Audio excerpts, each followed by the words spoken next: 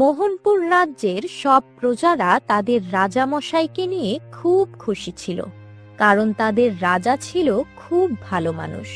রাজা তার রাজ্যের সব গরিব মানুষকে সব রকম ভাবে সহায়তা করত। কিন্তু এর মাঝে রাজ্যে কিছু ভয়ানক সমস্যা দেখা দিল।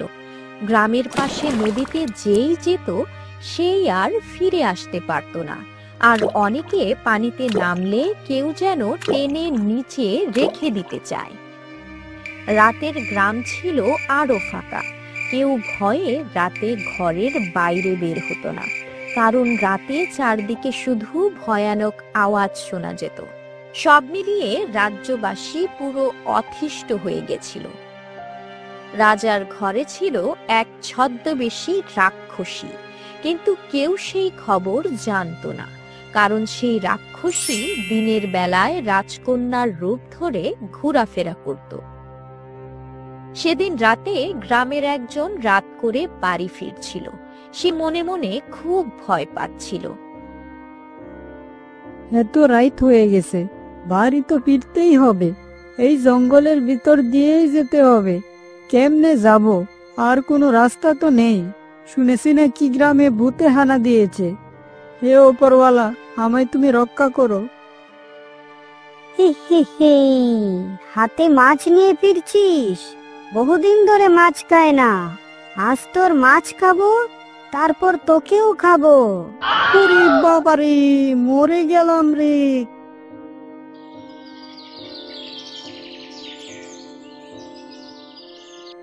বুঝেছো দাদা, এই রাজ্যে আর থাকা যাবে না। আজকাল রাজ্যে চলাচল খুব কঠিন হয়ে পড়েছে। যেদিকেই যাই সেদিকেই বিপদ। কাল রাতে আমার সাথে যা হয়েছে, ভাগ্যিস আমি অজ্ঞান হয়ে পড়েছিলাম, নইলে আমাকে জ্যান্ত চিবিয়ে খেত। আমাদের তো আর যাবার জায়গা নেই। যেভাবেই হোক এই পরিস্থিতিতে ঘাবড়ালে চলবে না। আমাদেরকে সবসময় সতর্ক থাকতে হবে। তা দাদা, হঠাৎ কেন এমন হচ্ছে বলো তো? আগে তো এরকম পরিস্থিতি আর কখনো হয়নি। জানি না কেন এমন হচ্ছে, তবে নিশ্চয়ই এতে বড় কোনো কারণ থাকতে পারে। গিন্নি, আর বসে থাকতে ভাল লাগছে না। যাই, নদীর দিকে যাই। কয়েকটা মাছ যদি ধরে আনতে পারি, তাহলে তো আমার সংসারটা কোনো রকম চলে যাবে। তোমার আর নদীর দিকে গিয়ে কাজ নেই।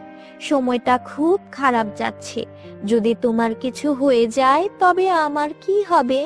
সে নিয়ে চিন্তা করলে আর কি হবে?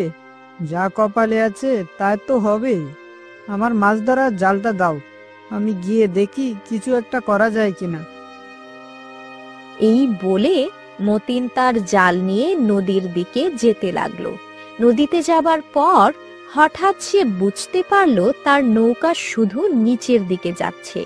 মনে হচ্ছে কেউ টেনে নিয়ে যাচ্ছে নিচের দিকে। আরে, আমার সাথে কি হচ্ছে এসব? আমি তো ডুবে যাচ্ছি। কে কে? ছেড়ে দাও, ছেড়ে দাও আমায়, ছেড়ে দাও বলছি। দেখতে দেখতে মতিনের নৌকা ডুবে গেল, আর সকালবেলা মতিনের লাশ ভেসে উঠল নদীর পানিতে। আর গ্রামের কয়েকজন মিলে সেই লাশ নিয়ে আসলো মতিনের বাড়িতে।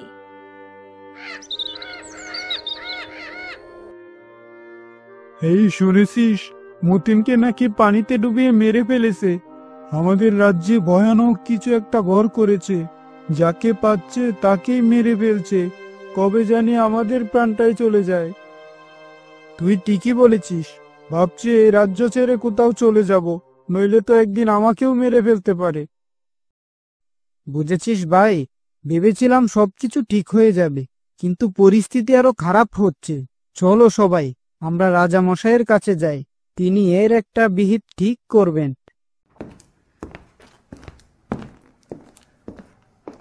এই বলে গ্রামের কিছু লোক মিলে রাজার দরবারে এসে হাজির হয়। বলো, তোমরা কি কারণে এখানে এসেছো, আর তোমাদের সব সমস্যার কথা খুলে বলো।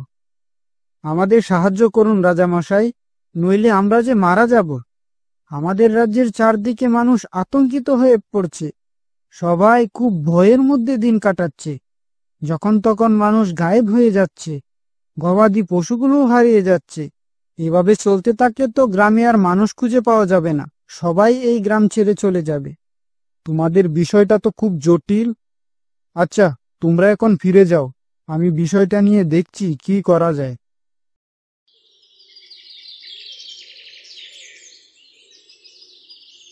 এই সামান্য বিষয় নিয়ে শুধু শুধু চিন্তা করে সময় নষ্ট করবেন না। প্রজারা যা বলছে তা মিথ্যা বলছে হয়তো, শুধু শুধু তারা ভয় পেতে পারে। এই বিষয়টিকে তুমি সামান্য বলছো? আমিও কিছুদিন ধরে লক্ষ্য করছি আমার রাজ্যে প্রজারা বিপদে থাকবে, আর আমি এভাবে বসে থাকবো? তখন রাজা তার রাজ্যের বিভিন্ন জায়গাতে প্রহরীর ব্যবস্থা করল।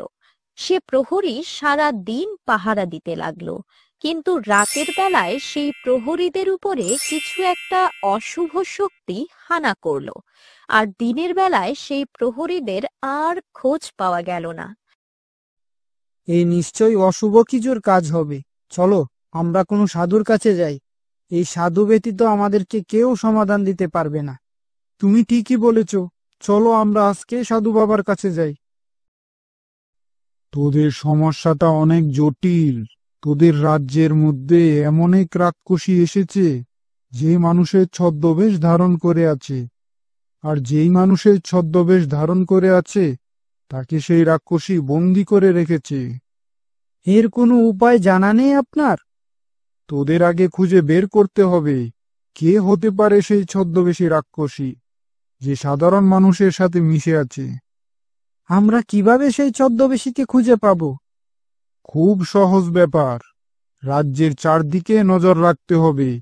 সেই রাক্ষসী রাতের বেলায় বের হয়, রাতে বেরিয়ে মানুষের ক্ষতি করে, আর দিনের বেলায় তার জাদু শক্তি দিয়ে মানুষের রূপ ধারণ করে থাকে।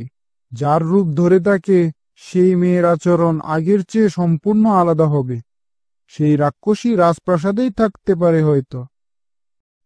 এই নে মন্ত্রপুত জল, এই জল ছিটিয়ে দিলেই রাক্ষসীর আসল রূপ বেরিয়ে আসবে।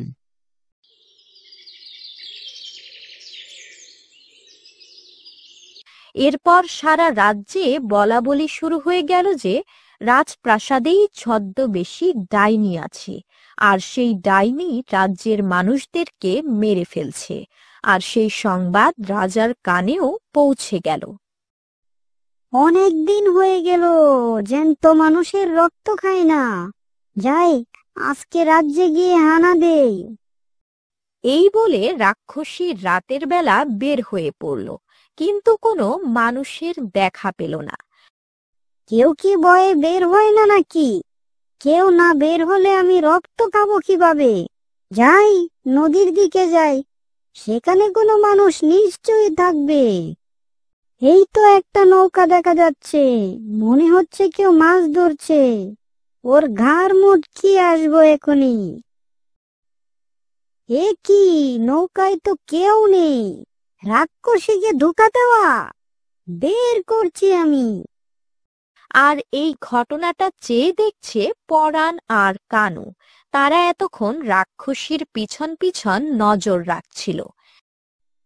দেখেছিস কানু, এই হচ্ছে সেই রাক্ষসী যে আমাদের রাজ্যের সব সমস্যার কারণ। চল আমরা পিছু পিছু গিয়ে দেখি সে কোথায় যায়। দেখতে দেখতে সেই ডাইনি রাজপ্রাসাদের দিকে যেতে থাকে, আর তারা বুঝে যায় সেই ডাইনি রাজপ্রাসাদেই আছে।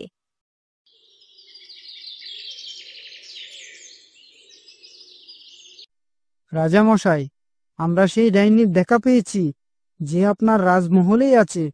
কাল রাতে সেই ডাইনিকে আমরা রাজপ্রাসাদে ঢুকতে দেখেছি। কি বলছো এসব? তা কি করে হয়? তা তোমরা নিশ্চিত তো? হ্যাঁ, আমরা নিশ্চিত।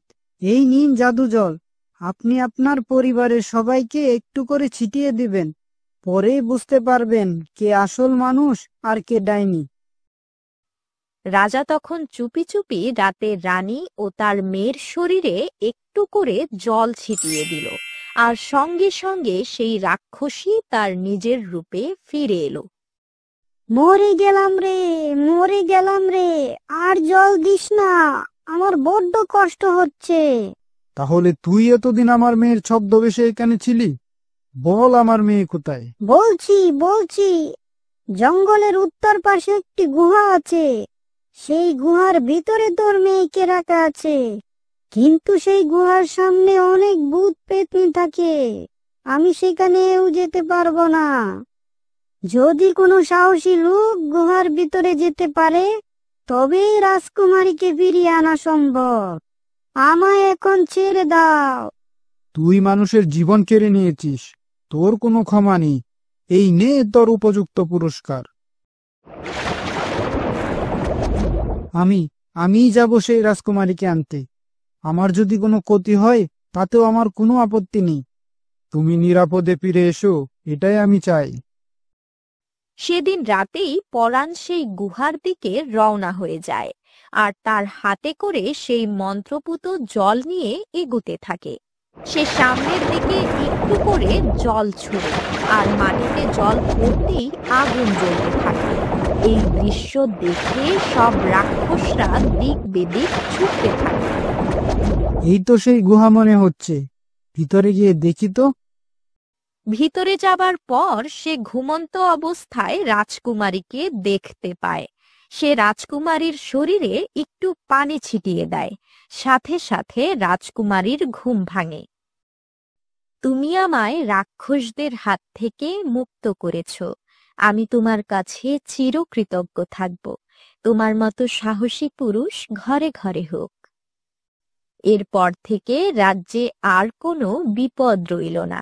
সবাই সুখে শান্তিতে বসবাস করতে থাকে।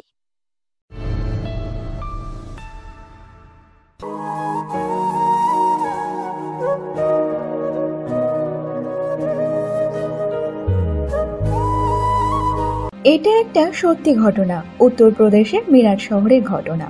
সেই শহরে থাকতো সৌরভ এবং তার স্ত্রী মুস্কান এবং তাদের একটা ছোট্ট মেয়ে। সৌরভ বেশিরভাগ সময় লন্ডনে থাকতো, কারণ সে লন্ডনে কাজ করত।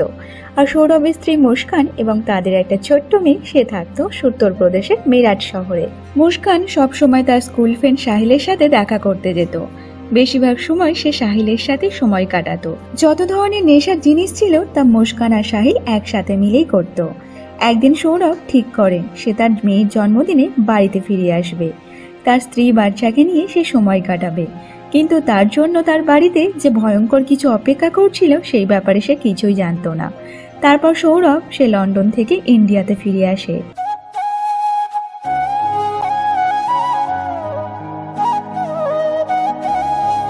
আরে তুমি চলে এসেছো, আমি তো ভাবতেই পারছি না। এত বছর পর আজ তুমি বাড়িতে ফিরে এসেছো। তোমাকে দেখে যে আমার এত খুশি হচ্ছে তা আমি তোমাকে বোঝাতে পারবো না। এতদিন তুমি বাড়িতে ছিলে না, আমার যে অনেক কষ্ট হতো। আজ তোমাকে এক পলকে দেখে সেই কষ্টটা চলে গেছে। আরে মুস্কান, আসবো না কেন বলো? আজ তো আমার মেয়ের জন্মদিন, আর আমার যতই বড় কাজ থাকুক না কেন, আমার মেয়ের সামনে ওইসব কাজকর্ম কোনো কিছুই না। তাই তো আজ আমি ছুটি নিয়েই এখানে চলে এসেছি। আজ তোমাদের সাথে আমি সময় কাটাবো। সৌরভের চোখে মুখে ফুটে উঠেছিল খুশির ছায়া, কারণ সে অনেক বছর পর বাড়িতে ফিরে এসেছে, তাই সে অনেক খুশিতে ছিল।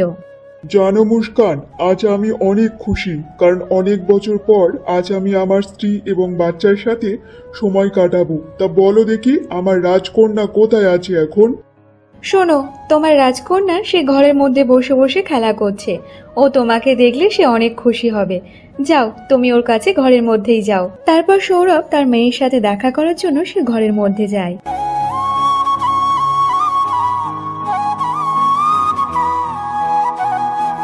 আরে আরে আমার ছোট্ট পরী, কেমন আছো মা? তুমি কি আমার ওপর নিশ্চয় খুব রেগে আছো? আমি এতদিন পর এসেছি সেই কারণে, তাই না মা? বাবা বাবা, তুমি চলে এসেছো। আমি তোমাকে দেখে অনেক খুশি হয়েছি। এবার তুমি চলে এসেছো। এবার আমি তোমার সাথে অনেক জায়গায় ঘুরতে যাব, অনেক খেলা করব তোমার সাথে। কি মজা, কি মজা। আরে মা, কেন আসবো না বলো তো? আজ তো তোমার জন্মদিন, আর আমি কি এই কথাটা ভুলতে পারি বলো? তাই তো আমি লন্ডন থেকে তোমার জন্য অনেক গিফট নিয়ে এসেছি। তোমার জন্য অনেক খেলনা নিয়ে এসেছি, চকলেট নিয়ে এসেছি, তুমি যেগুলো পছন্দ করো। সত্যি বাবা, তুমি আমার জন্য অনেক গিফট নিয়ে এসেছো। কিন্তু বাবা, তুমি তো আমার সবচেয়ে ভালো বাবা, আর আমার এইসব গিফটের থেকে সবচেয়ে বড় তুমি আমার বাবা। হ্যাঁ মা, আমি তোমার জন্য অনেক কিছু জিনিস নিয়ে এসেছি। তা আমার ছোট্ট পরি, বলো তো দেখি তোমার পড়াশুনো কেমন চলছে? আর তোমার এক এক করে স্বপ্ন সব পূরণ করতে হবে মা। তার জন্য তো আমি বাইরে এত পরিশ্রম করি, শুধুমাত্র তোমাদের জন্য। বাবা বাবা, আমার সব কিছু ভালো চলছে। আমার তো এবারে খুব মজা করব। তুমি আমি মা অনেক জায়গা ঘুরতে যাব। আমরা অনেক মজা করব। কি মজা, কি মজা। হ্যাঁ মা, এখন আমি চলে এসেছি, আর কোনো অসুবিধা নেই। তোমার যেটা যেটা মন চাইবে আমাকে বলবে, বুঝেছো মা? তখন মুস্কান ঘরের মধ্যে চলে আসে। আচ্ছা শোনো, তোমরা পরে কথা বলবে, বুঝেছো? এখন তুমি অনেক দূর থেকে এসেছো, তুমি অনেক ক্লান্ত আছো। তুমি একটু বিশ্রাম করো, আর আমি তোমার জন্য একটু জল মিষ্টি নিয়ে আসছি, বুঝেছো? আরে মুস্কান, তুমি যে কি বলো না, এতদিন পর এসেছি, তা আমি আমার মেয়ের সাথে কথা বলবো না? বলো তো দেখি। মেয়ের সাথে কথা বলার অনেক সময় আছে, বুঝেছো? তুমি যে অনেক ক্লান্ত, এত দূর থেকেই এসেছো, তাই একটু বিশ্রাম নেবে না? চলো তুমি একটু ঘরে গিয়ে বিশ্রাম নাও, আমি তোমার জন্য একটু মিষ্টি আর জল নিয়ে আসছি।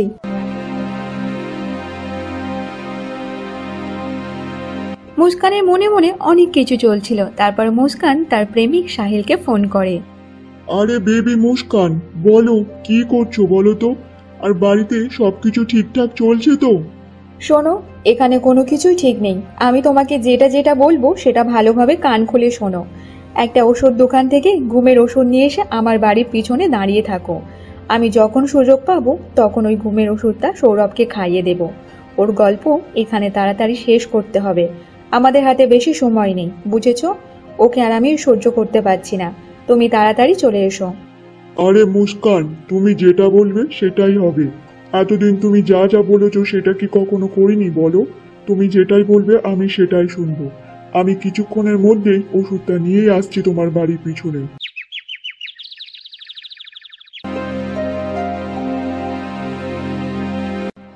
এই নাও জল আর মিষ্টি। তোমার জন্য আমি বাজার থেকে তোমার পছন্দের মিষ্টি আনিয়ে রেখেছি। আর এইটা ঠান্ডা জল। এই ঠান্ডা জলটা খেলে এই গরমের মধ্যে একটু তোমার ভালো লাগবে। এত দূর থেকে এসেছো গরমের মধ্যে, এই ঠান্ডা জলটার একটু মিষ্টিটা খেয়ে নাও, দেখো তোমার খুব ভালো লাগবে। আরে মুস্কান, আমি যে এত দূর থেকে এসেছি সেটাতে আমার কিসের কষ্ট? তোমাদেরকে সামনে দেখে সেই কষ্ট যে আমার চলে গেছে নিমেষের মধ্যে। আমার কোনো কষ্ট না, তোমরা যে আমার সাথে আছো এটাইতে আমার সবকিছু খুশি গো। আর তোমাদের ছাড়া এই দুনিয়াতে আমার কি আছে বলো তো?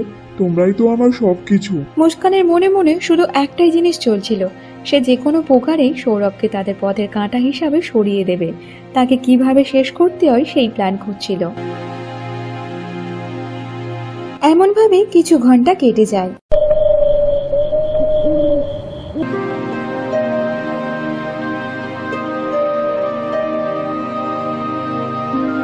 আরে এই সাহিলটা কোথায় গেল? তার কোনো সময়ের জ্ঞান নেই। সেই কখন আমি বলেছি ওষুধটা নিয়ে আসার কথা, কিন্তু এখনো পর্যন্ত নিয়ে আসেনি। মনে হয় এর জন্য আমাদের সব প্ল্যান এক এক করে নষ্ট হয়ে যাবে। ওকে আর আমি এই রাস্তা থেকে সরাতেও পারবো না। সে গেল কোথায় তা কে জানে। এখনো পর্যন্ত তার কোনো আসার নাম নিচ্ছে না।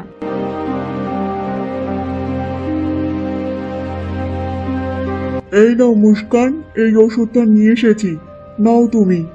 আরে এতক্ষণ তুমি কোথায় ছিলে বলো তো?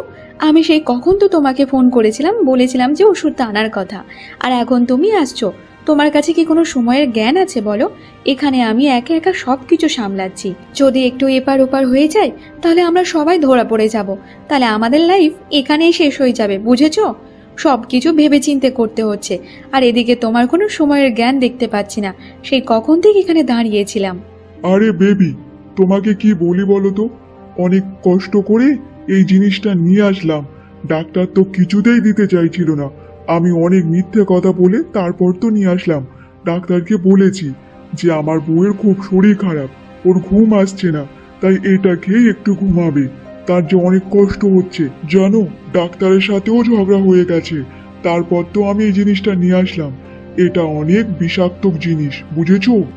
আচ্ছা ঠিক আছে, শোনো, আমি যখনই তোমাকে ফোন করব তখন তুমি ঘরের মধ্যে চলে আসবে, বুঝেছো? আর হ্যাঁ, একটাও কোনো যেন ভুল না হওয়া চাই। যদি কোনো ভুল হয়ে যায় তাহলে আমাদের গল্প শেষ হয়ে যাবে। একটাও যেন ভুল না হওয়া চাই, বুঝেছো? আরে মুস্কান, তুমি একদম চিন্তা করো না। তোমার এই বাড়ির আশেপাশে আমি ঘোরাফেরা করব। তোমার সবকিছু জিনিসেই আমি নজর রাখবো, বুঝেছো? যদি কোনো কিছু হয় তাহলে আমি এসে সামলে নেব। তুমি ততক্ষণ তোমার কাজগুলো করো, বুঝেছো? এইসব বলে সাহিল ওখান থেকে চলে যায়। তারপর মুস্কান ওই ওষুধটা নিয়ে সে ঘরের মধ্যে চলে যায়। সেই ওষুধটা পেয়ে সে অনেক খুশিতে ছিল।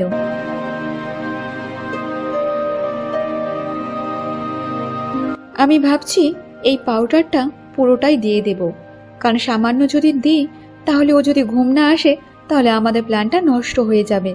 আগে তো একবার প্ল্যানটা নষ্ট হয়ে গেছে, এইবার নষ্ট করলে আর চলবে না। তার চেয়ে বরং এই পুরো ওষুধটা সবটাই ভাতের সাথে মিশিয়ে দিই, তারপর দেখা যাক কি হয়। ও না ঘুমালেও ঘুমাতেই হবে ওকে আজকে, ওর গল্প শেষ করতেই হবে। তারপর মুস্কান ওই শিশিরে যা ওষুধ ছিল তা সৌরভের খাবারের সবটা মিশিয়ে দেয়। তারপর সে ভাতের থালা নিয়ে সৌরভকে দিতে যায়। ছোটকি, তুমি এখানে কি করছো? যাও, রাত হয়েছে, ঘরেতে গিয়ে ঘুমিয়ে পড়ো। আর বাবাকে এখন একটু একা ছেড়ে দাও, কারণ তোমার বাবা খাওয়া দাওয়া করে একটু বিশ্রাম নেবে, বুঝেছো? যাও, ঘরে যাও। ঠিক আছে মা, আমি বাবাকে একদম জ্বালাতন করব না। আমি এক্ষুনি গিয়ে শুয়ে পড়ছি।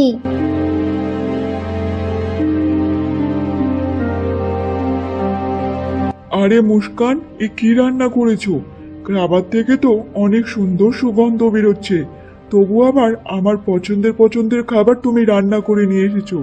বাহ বাহ বাহ, অনেক বছর পর তোমার হাতের রান্না খাবো।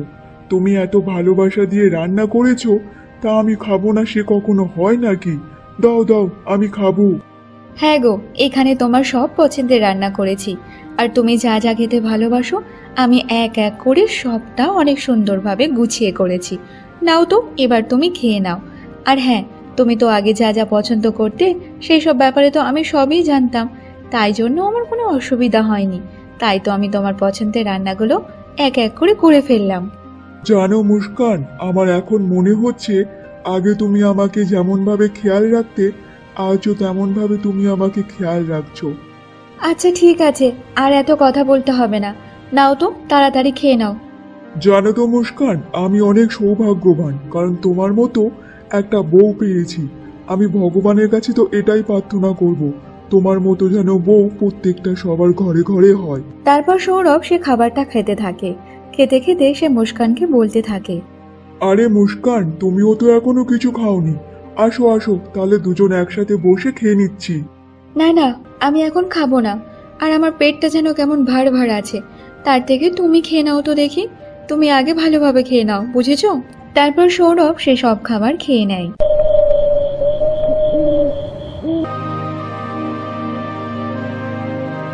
মুস্কান, আমার মনে হচ্ছে এত দূর থেকে তো আমি এসেছি, তাই আমার অনেক ক্লান্ত লাগছে, আর আমার খুব জোরে ঘুম পেয়েছে।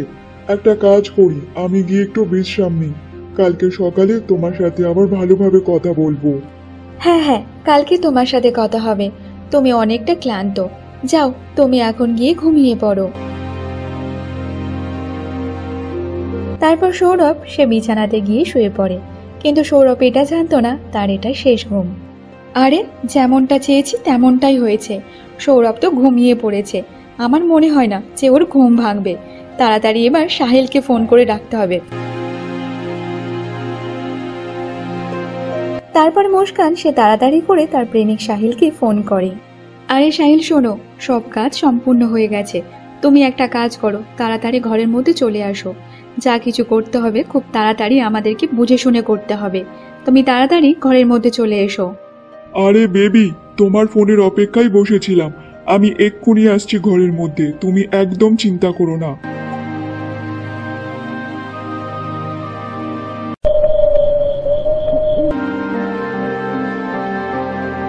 শোনো মুস্কান, যে ওষুধটা দিয়েছি সেটা খাওয়ার পর তো পুরো ঘুম চলে এসেছে তো, তাই না? হ্যাঁ হ্যাঁ, তুমি চিন্তা করো না, আমাদের প্ল্যান মতো সবকিছুই হয়েছে। আর শোনো, আর একটা মাত্র কাজ বাকি আছে, এবার ওকে মারতে হবে, আমাদের পথের কাঁটাকে সরাতে হবে। আরে মুস্কান, তোমার বুদ্ধির কাছে কারো কোনো ঠেক হবে না। তবে তুমি যদি চাও সবকিছু করতে পারো, কিন্তু একে কিভাবে মারবো বলো তো? শোনো, ওইসব নিয়ে তোমাকে ভাবতে হবে না, আমি ওইসব আগে থেকে সবকিছু ব্যবস্থা করে রেখেছি। এই নাও চাকু, এই চাকু দিয়ে সৌরভের সবকিছু বিভক্ত করে দাও শরীরটাকে। আরে মুস্কান, আমি এটা কি করে করব বলো তো? আমার যে খুব ভয় লাগছে, ওকে মারার আগে আমার যে শরীর টরীর খুব কাঁপছে, কি করব বলো তো? আর হ্যাঁ, ও তো একটা মানুষ, জানোয়ার না, তাহলে মানুষকে আমি এমনভাবে কি করে কষ্ট দিয়ে মারবো বলো তো?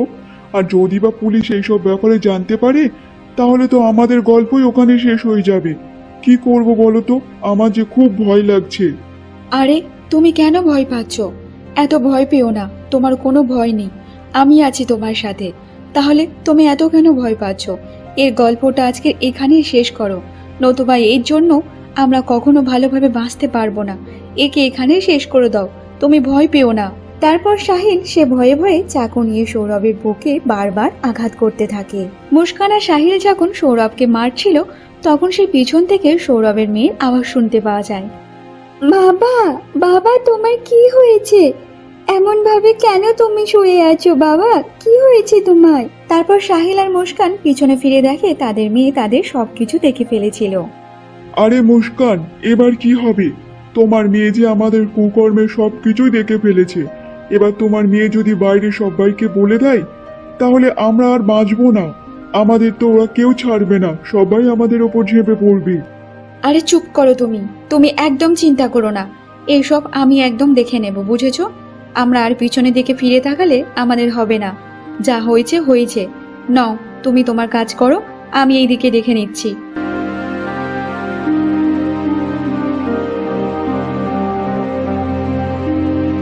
মা, মা, বাবার কি হয়েছে? বাবার সারা শরীরে এমন ভাবে কেন রক্ত বেরোচ্ছে মা? বাবার কি হয়েছে বলো না মা? যা দেখেছিস সেটা ভুলে যা, আর এই ব্যাপারে যদি বাইরে কারোর কাছে কোনো মুখ খুলেছিস, তোর বাবার যেই অবস্থা হয়েছে সেটা তোর সাথে হবে। আর হ্যাঁ, একদম কাউকে কোনো কিছু কথা না বলবি, আর এটা আমার বাড়ি, আমি যেটা বলবো সেটাই হবে, বুঝেছিস? না মা, আমি কাউকে বলবো না। আমি কিছুই দেখিনি আর কিছুই শুনিনি মা। আমাকে মেরো না মা, আমাকে মেরো না। আমার যে খুব ভয় করছে মা, খুব ভয় করছে। আমি কাউকে কিচ্ছু বলবো না মা, কিচ্ছু বলবো না। মুস্কানের মেয়ে তার বাবার এমন অবস্থা দেখে সে অনেক কাঁদতে থাকে। মুস্কান, আমাদের পথের কাঁটা সারা জীবনের মতো শেষ হয়ে গেছে। নাও, এবার আমরা খুব খুশি আনন্দেই থাকবো, আর আমাদের কেউ কোনো জ্বালাতন করতে আসবে না। হ্যাঁ, তুমি ঠিকই বলেছ, আর আমাদের পথের কাঁটা হয়ে কেউ আসবে না আমাদের সামনে। যে কাঁটা ছিল তাকে আমরা শেষ করে দিয়েছি সারা জীবনের জন্য, এবার আমাদের সামনে আর কেউ আসবে না। আমরা এবার স্বাধীন, স্বাধীন হয়ে আমরা বাঁচবো। কিন্তু মুস্কান, এই লাশটা নিয়ে আমরা এখন কি করব বলো তো? একে কোথায় ফেলে আসবো? শোনো, আমরা যদি বাইরে একে ফেলতে যাই, তাহলে সবাই আমাদেরকে ধরে ফেলবে, সন্দেহ করবে। তার থেকে চলো আমরা বাজারে গিয়ে একটা বড় ড্রাম কিনে নিয়ে আসি, আর একটু সিমেন্ট কিনে নিয়ে আসি। ওকে এখানে টুকরো টুকরো করে সিমেন্ট দিয়ে চাপা দিয়ে দেবো, সেই ড্রামের মধ্যে রেখে দেব। তারপর সাহিল আর মুস্কান দুজন মিলে বাজার থেকে একটা বড় ড্রাম কিনে নিয়ে আসে। তারপর তারা সৌরভের বডিগুলো ছোট ছোট পার্ট করে সেই ড্রামের মধ্যে দিয়ে তাতে সিমেন্ট দিয়ে চাপা দিয়ে দেয়। মুস্কান, সৌরভের দেহ 15খানা টুকরো করে এই ড্রামের মধ্যে ভর্তি করে দিয়ে সিমেন্ট চাপা দিয়ে দিয়েছি। কেউ আসলেও কেউ কোনো কোনাক্ষণে টের পাবে না। তুমি শুধু দেখে যাও, আর বাইরে কোনো গন্ধও যাবে না। হ্যাঁ, তুমি ঠিকই বলেছ, আর এই ব্যাপারে কেউ কোনো কিছু জানতে পারবে না, না পাড়ার কেউ জানতে পারবে, না গ্রামের কেউ জানতে পারবে, আর না পুলিশরাও জানতে পারবে। এই ব্যাপারে কেউ জানতে পারবে না। এবার আমরা পুরো স্বাধীন। আচ্ছা শোনো, আমার না খুব মাথা যন্ত্রণা হচ্ছে, চলো আমরা কিছুদিনের জন্য কোথাও থেকে ঘুরে আসি। নেক্সট পার্ট দেখার জন্য অবশ্যই কমেন্ট করবেন, তাহলে আমি নেক্সট পার্ট আপনাদেরকে পরের ভিডিওতে দিয়ে দেব।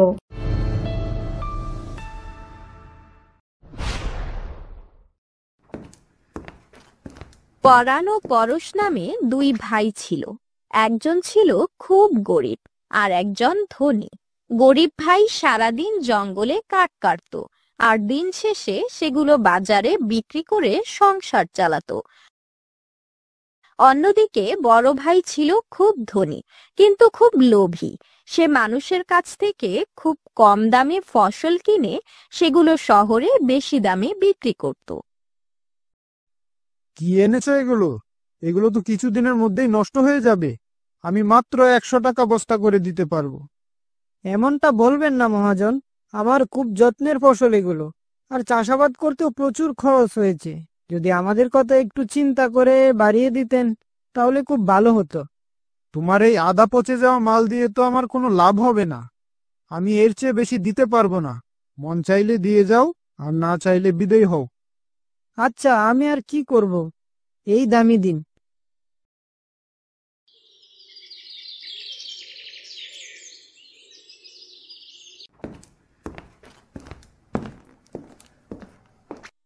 তুমি সারাদিন কষ্ট করে বাড়ি ফিরেছো। আমি তোমার জন্য তেমন কিছু রান্না করতে পারিনি। কিছু কচু শাক তুলে এনেছি, সেগুলো দিয়েই আজকে খেতে হবে। আমিও আজ খুব বেশি কাট কাটতে পারিনি। বাজার করার মতো পয়সা আমার কাছে ছিল না, তাই আমিও খালি হাতে ফিরে এসেছি। সে নিয়ে তোমার কাছে আমার কোনো অভিযোগ নেই। আমাদের ছোট সংসারে যা আয় হয় তা দিয়েই চলবে।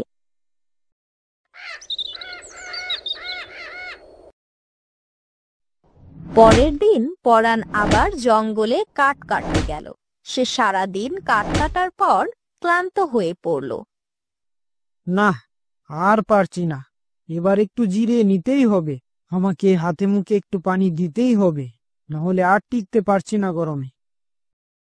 এই তো সামনে একটা নদী দেখা যাচ্ছে। কাজ করতে করতে কুটারটা নষ্ট হয়ে গেছে। যদি নতুন একটা কুটার পেতাম তাহলে কতই না ভালো হতো। আরে এ কি, আমার কুটার নতুন হয়ে গেল কিভাবে? আমি ভুল দেখছি না তো? আবার চেষ্টা করে দেখি তো। ইস, যদি আমার কুটারটা সোনার হয়ে যেত। আরে বাহ, এ তো অবাক কাণ্ড হয়ে গেল। এ নিশ্চয় জাদু নদী। হ্যাঁ, আমি জাদু নদী। আমার কাছে যা চাইবে তাই পাবে, কিন্তু তুমি ততটুকু চাইতে পারবে যতটুকু তুমি নিজে বহন করে নিয়ে যেতে পারবে। না হলে তুমি আর এই জল থেকে উঠতে পারবে না।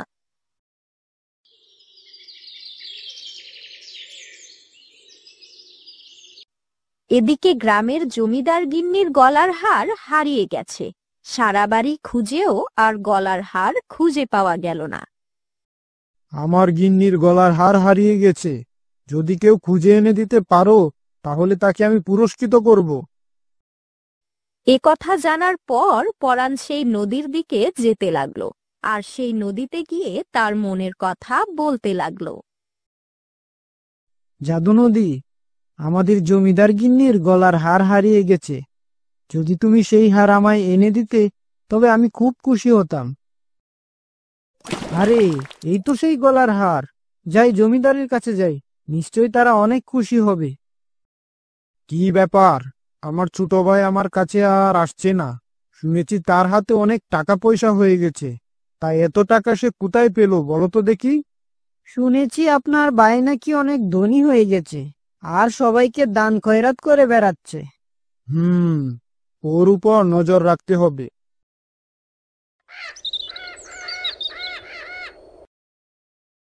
এদিকে গ্রামের এক কৃষকের ছেলে খুব অসুস্থ।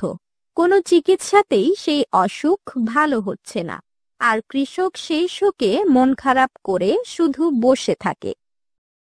তুমি কোনো চিন্তা করো না ভাই, আমি তোমার ছেলের জন্য ঠিক ওষুধ এনে দেব। সত্যি বলছো ভাই? তুমি আমার ছেলের জন্য ওষুধ এনে দেবে? আমি তোমার কাছে সারা জীবন ঋণী থাকবো। তখন পরাণ সেই নদীর দিকে যেতে থাকে, আর সেই সুযোগে তার বড় ভাই তার পিছু পিছু চলতে থাকে। আজকে আমাকে দেখতেই হবে আমার ছোট ভাই কিভাবে এত টাকার মালিক হয়ে গেল। আরে এ তো আশ্চর্য বিষয়। নদীতে হাত দিয়ে যা চাচ্ছে তাই পেয়ে যাচ্ছে। এবার আমায় ফেরাই কে?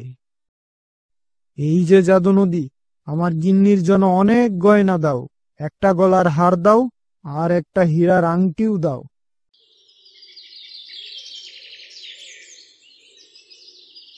তুমি আমার জন্য এত কিছু এনেছো? তুমি খুব ভালো মানুষ। তা এত কিছু তুমি কোথা থেকে আনলে? চুরি টুরি করনি তো? কি যে বলো এসব! এমন এক আশ্চর্যের সন্ধান পেয়েছি, সারা জীবন আনলেও ফুরোবে না। তোমার জন্য কালকে নতুন নতুন শাড়ি আনবো। যাই, আজ আবার নদীর কাছে যাই। আজকে অনেক বেশি আনতে হবে। এই যে জাদু নদী, আমাকে এক বস্তা সোনার মোহর দাও দেখি। এই তো আমার হাতে অনেক কিছু চলে এসেছে। আরে, আমি হাত তুলতে পারছি না কেন? এত ভারী লাগছে কেন? আর আমি উঠতেও পারছি না কেন? তুই লোভ করেছিস, লোভে পড়ে তুই নিজের ক্ষতি করেছিস, আর এই ফল তোকে পেতেই হবে। তুই আস্তে আস্তে পানিতে ডুবে যাবি। পাপের ফল এইরকমই হয়।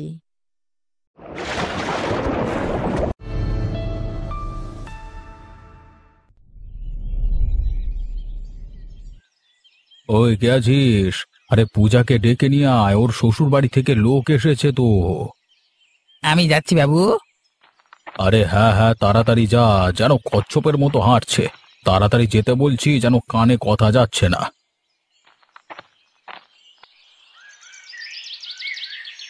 হ্যাঁ অবিনাশ বাবু, অবিনাশ বাবু একটু এদিকে আসবেন।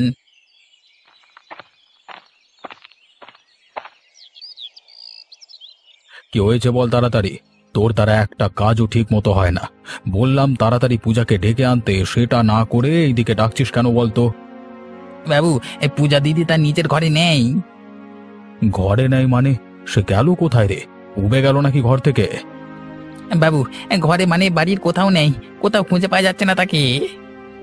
বলিস কি খগেন? গেল কোথায় পূজা? মনে হয় পালিয়ে গেছে অন্য ছেলের সাথে। খগেন, মুখ সামলে কথা বল। যত বড় মুখ নয় তত বড় কথা। মেরে মুখ ভেঙে দেব কিন্তু তোর। এখনই তো সবাইকে জানাতে হবে বাবু। একদমই না, একদমই না। কথাটা যেন কাক পক্ষীতেও টের না পায়। যদি টের পেয়ে যায় তাহলে সেদিনই তোকে আমি জ্যান্ত পুঁতে ফেলবো বলে দিলাম।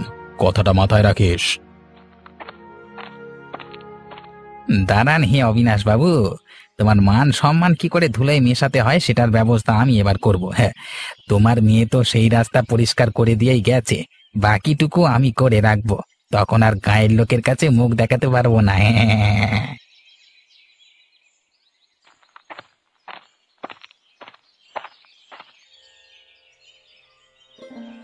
নীলিমা, আরে ও নীলিমা, বাড়ি চলো তাড়াতাড়ি, তোমার সঙ্গে জরুরি কথা আছে। কি হয়েছে কি? লতার সঙ্গে দুটো কথা বলছি তো, সেটাও বলবার জো নেই নাকি?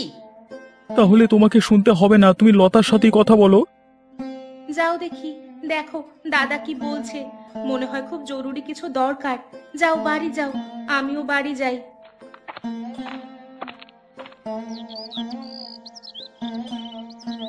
আচ্ছা নীলিমা, তুমি কিছু শুনতে পাও অবিনাশ বাবুর বাড়ির খবর? মোলো যা, অবিনাশ বাবুর বাড়িতে কাজ করছিলে তো তুমি, আমি কোথা থেকে খবর পাবো? জানো নীলিমা, অবিনাশ বাবুর মেয়ে পূজা, আরে সে আজকে ভোরবেলায় পালিয়ে গেছে কোন একটা ছেলের সাথে। বলো কি তুমি? খবরটা সত্যি? হ্যাঁ, একদম খাঁটি সত্য কথা। আরে আমি তো নিজের কানে শুনে এলাম সেই কথা। তাহলে তো এ খবর আর চাপা রাখা যাবে না। গ্রামের সবাইকে এই খবর আমি বাড়ি বাড়ি গিয়ে বলে আসি। একদম না, তুমি এ কাজ করতে যাবে না। অবিনাশ বাবু জানতে পারলে তোমাকে আস্ত চিবিয়ে খাবে। না না, আমি এ সুযোগ কিছুতেই মাঠে মারা যেতে দেব না। আমি এর সৎ ব্যবহার করবই। যেও না, যেও না, খুব বিপদে পড়বে কিন্তু, কথা শোনো। খগেন, আরে ও খগেন, তাড়াতাড়ি সমস্ত চাকর আর চাকরানিদের ডেকে নিয়ে আয়, আমার একটা জরুরি তলব আছে।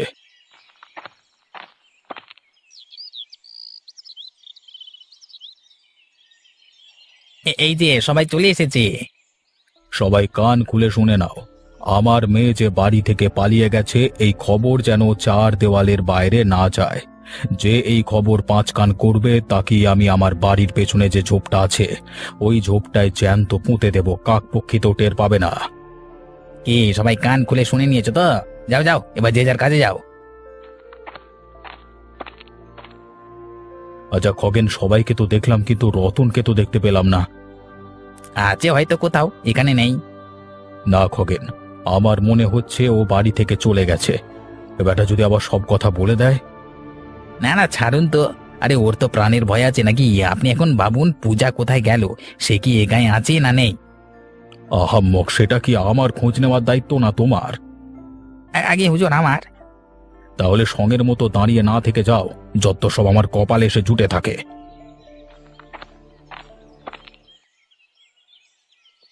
লতা, অলতা,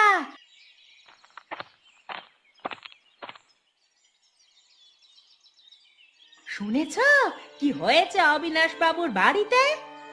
কি হয়েছে? কই কিছু শুনিনি তো এখনো। কি করে আর শুনতে পাবে গো? ওই অবিনাশ বাবু আর খগেন মিলে সবাইকে হুমকি দিয়ে রেখেছে, তাই তো কেউ কিচ্ছু জানতে পারেনি। তা তোমাকে কে বললো অবিনাশ বাবুর বাড়ির ভেতরের কথা? কে আবার? আমাদের উনি তখন আমাকে ডেকে নিয়ে গেল না, তখনই তো বললো। তা আসল কথাটা এবার বলো। আরে অবিনাশ বাবুর মেয়ে পূজা, ও তো কাউকে কিছু না বলে পালিয়ে গেছে গো। বলো কি তুমি নীলিমা? ওর তো অন্য জায়গায় বিয়ে ঠিক হয়েছিল মনে হয়। হ্যাঁ হয়েছিল তো, কিন্তু কি দিনকাল যে পড়েছে দেখো, কাউকে কিচ্ছু বলবার কওয়ার বালাই নেই, নিজেরা যা মনে করেছে তাই করে ফেলছে। মুখে একেবারে চুনকালি লাগিয়ে দিচ্ছে বাপ মায়ের। ছি ছি ছি ছি ছি ছি।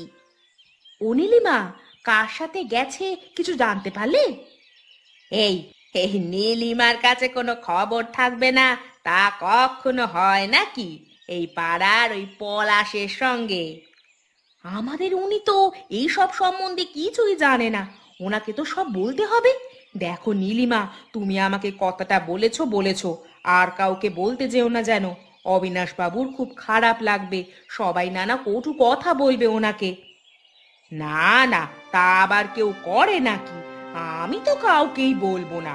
তোমার সঙ্গে আমার সব রকমের কথাবার্তা হয় বলে তোমাকেই শুধু বললাম।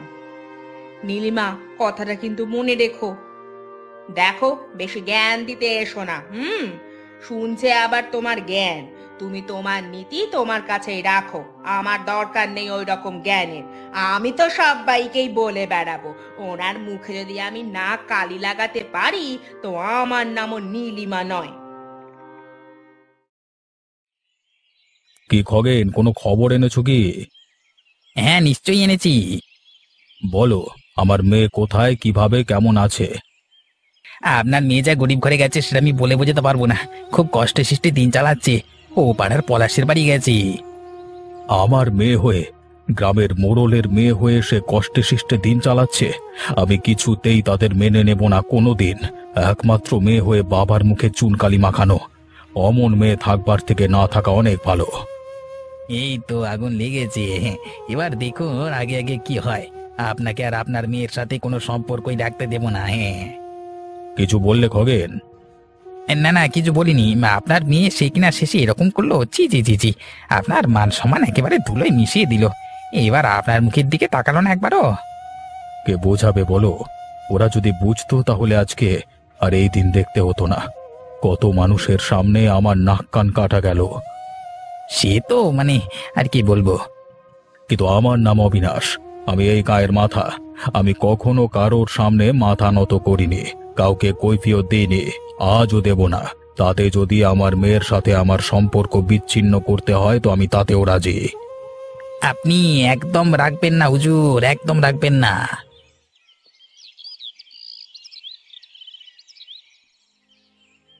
দেখো, পালিয়ে তো চলে এলাম তোমার বাড়ি, বিয়েটাও তো করে নিলাম। হ্যাঁ, কিন্তু তাতে কি হয়েছে? কিচ্ছু হয়নি, আজ বড্ড বাবার কথা মনে পড়ছে। তাহলে তুমি না আসলেই তো পারতে। এভাবে বলছো কেন? দেখো, কতদিন হয়ে গেল বাবার সঙ্গে কোনো যোগাযোগ নেই। বাবার মুখটা পর্যন্ত কতদিন দেখিনি। খুব মন খারাপ করছে আমার। করি আর কি হবে বলো? তোমার বাবা কি এখনো হাত পা গুটিয়ে বসে আছে ভাবছো? সে থাকবে না জানি, তাও তুমি এতক্ষণ কোথায় গেছো না গেছো সব খবর উনি পেয়ে গেছেন। ওই যে তোমার বাবার গুপ্তচর খগেন কাকা আছে না, ও এতক্ষণ সব জানিয়ে দিয়েছে দেখো। তাহলে এইবার কি হবে? খগেন কাকা তো খুব ভালো লোক নয়, হয়তো ওই বাবার কানে বিষ ঢালছে, তাই বাবা আমাদের খোঁজ নিচ্ছেন না। তুমি এত চিন্তা করো না, একদিন সব ঠিক হয়ে যাবে। সেই দিন খগেন কাকাও তার কুকর্মের শাস্তি পাবে। তুমি দেখো, সেই দিন তোমার বাবাও সব মেনে নেবেন। তোমার কথাই যেন সত্যি হয়।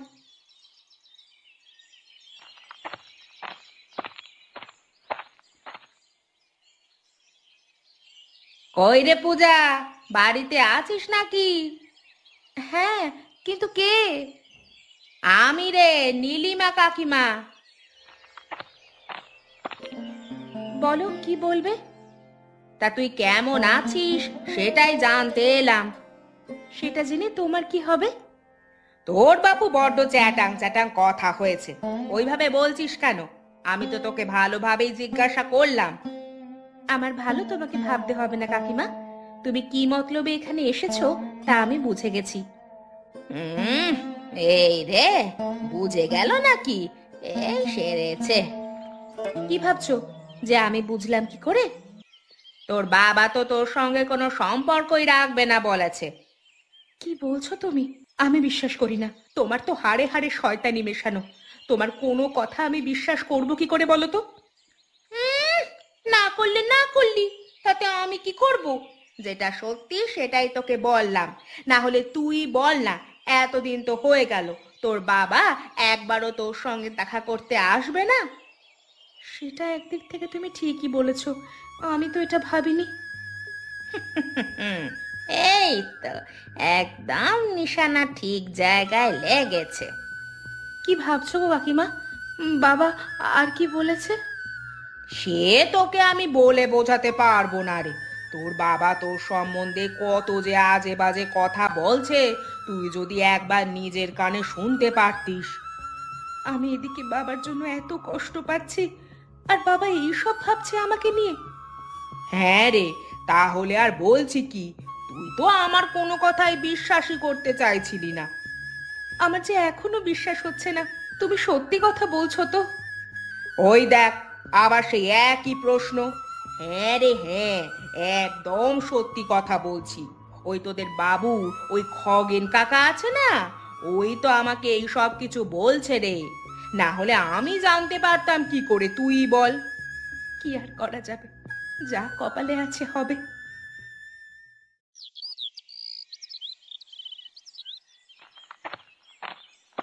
বৌদি, বৌদি, শোনো শোনো।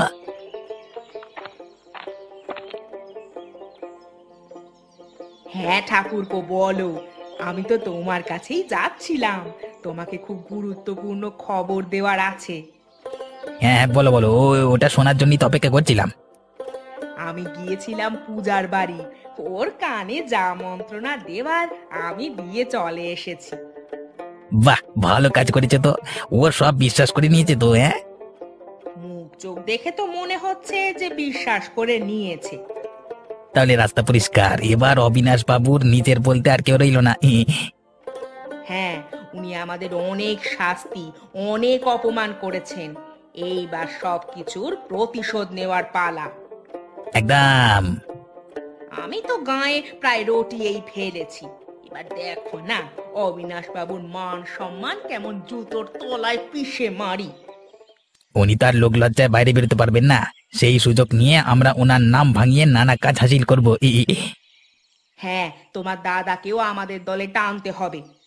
হ্যাঁ, কিন্তু রতন দা তো ওই বাড়িতে কাজ করে, ওর উপর অবিনাশ বাবুর সন্দেহটা একটু বেশি হবে। আগে ওকে কিছুদিন চুপচাপ থাকতে হবে, তারপর আস্তে আস্তে ওকে আমাদের দলে টানবো, বুঝলে?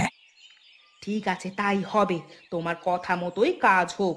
এবার আমাদের পরের কাজটা কি হবে গো ঠাকুরপো?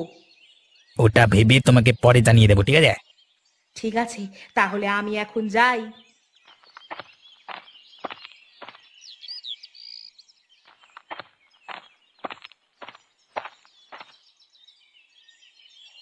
লতা, আরে ও লতা, তাড়াতাড়ি হাতের কাজ ফেলে বাইরে এসো। কি কি হলোটা কি? অত হাঁক ডাক করছো কেন? আমি যা সব শুনে এলাম এখনো পর্যন্ত আমি আমার নিজের কানকে বিশ্বাস করতে পারছি না। আরে বলবে তো কি হয়েছে? এই গায়ে রটানোর পেছনে নীলিমার হাত থাকবে জানি, কিন্তু খগেনও আছে গো এর মধ্যে। খগেন তো অবিনাশ বাবুর খাস লোক, উনি এইভাবে পিছনে ছুরি মারছে।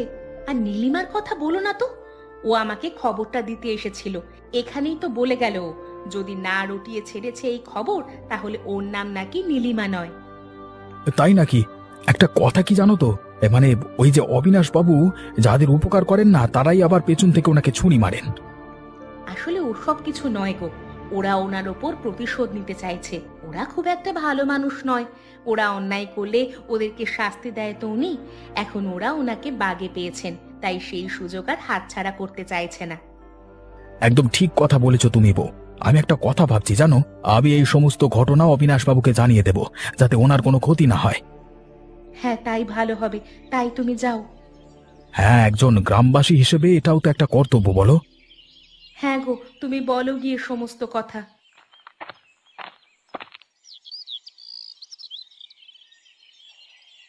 বাবু, বাবু, আপনার মেয়ের কথাবার্তা শুনুন, আপনার সম্বন্ধে শুনুন শুনুন। কি বলেছে সে? আর কাকি বা বলেছে? এই তো নীলিমা বৌদিকে বলেছে, শুনুন। বলো বলো নীলিমা বৌদি, বলো না। নীলিমা? সে আবার কে? ও আচ্ছা আচ্ছা, রতনের বউ। সে বলুক তো কি বলেছে। হ্যাঁ, সে কি ব্যবহার হয়েছে আপনার মেয়ের, কি বিচ্ছিরি মুখের ভাষা। কি এমন বলল সে যে তার মুখের ভাষা এত খারাপ বলে শোনালো? আপনার নামে যে কত আজে বাজে কথা বললো আপনাকে বলে বোঝাতে পারবো না। শুনছেন তো কি বলেছে? আর আপনি নাকি ওই মেয়ের সঙ্গে সম্পর্ক রাখবেন বলে ঠিক করেছেন। তারপর আর কি বলেছে? বাবা আমায় খেতে দিত না, পড়তে দিত না, শুধু খাটাতো, কখনো ভালোবাসতো না। আমাকে তো মেয়ে বলে স্বীকারই করেনি সে। এইসব বলেছে সে আমার সম্বন্ধে?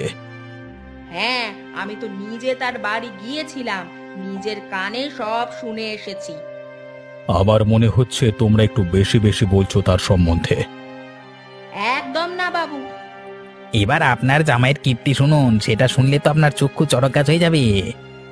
আবার নিজের মেয়ে যখন আমাকে নিয়ে এত কথা বলেছে, আর ওই ছেলে তার সঙ্গে তো আমার কোনো রক্তের সম্পর্ক নেই, সে তো বলতেই পারে। বলেছে আমি শুধু পূজাকে বিয়ে করেছি ওর বাবার টাকা পয়সা জমি জায়গা সবকিছু হাতানোর জন্য। এটাই হলো একমাত্র ওর উদ্দেশ্য। যদি দেখি আমার উদ্দেশ্য সফল হচ্ছে না, তখন পূজাকে ঘর থেকে ঘাড় ধাক্কা দিয়ে বের করে দেব। তোমরা এখন নাচতে পারো। হ্যাঁ,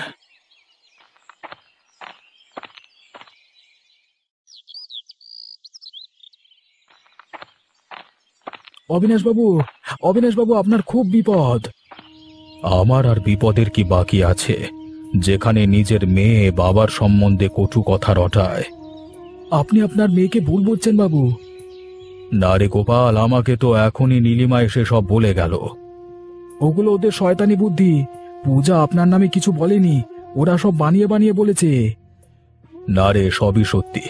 নীলিমা যদি একা আমাকে কথাগুলো বলতো তাহলে আমি বিশ্বাস করতাম না, কিন্তু তার সাথে তো খগেনও ছিল, আর ওকে আমি খুব বিশ্বাস করি। ও আমার খুব বিশ্বস্ত লোক। ওটাই তো আপনার সমস্যা, আপনি যাকে বিশ্বাস করতে শুরু করেন তো তাকে একেবারে অন্ধবিশ্বাস করে ফেলেন। তাহলে তোর কথাই যদি আমি বিশ্বাস করি, তাহলে খগেন এই কথাগুলো কোথা থেকে জানলো তুই বলতো? আপনি মন দিয়ে শুনুন আমার কথা। নীলিমা আপনার মেয়ের বাড়ি গেছিল, সেখানে আপনার নামে তাকে যা তা বলে এসেছে, আবার এখানে এসে আপনার মেয়ের নামে আপনার কান ভাঙাচ্ছে। আর নীলিমার সঙ্গে হাতে হাত মিলিয়েছে আপনার প্রিয় মুখপাত্র খগেন। কি সব বলছিস তুই গোপাল? হ্যাঁ বাবু, আমি সব নিজের কানে শুনেছি বলেই আপনাকে সাবধান করতে এলাম। ওদের ফাঁদে পা দিয়ে আপনি একদম নিজের মেয়েকে অবিশ্বাস করবেন না। ও আপনার নিজের সন্তান, দয়া করে ভুল ক্ষমা করে দিয়ে ওকে আর জামাইকে সসম্মানে নিজের বাড়িতে ফিরিয়ে আনুন।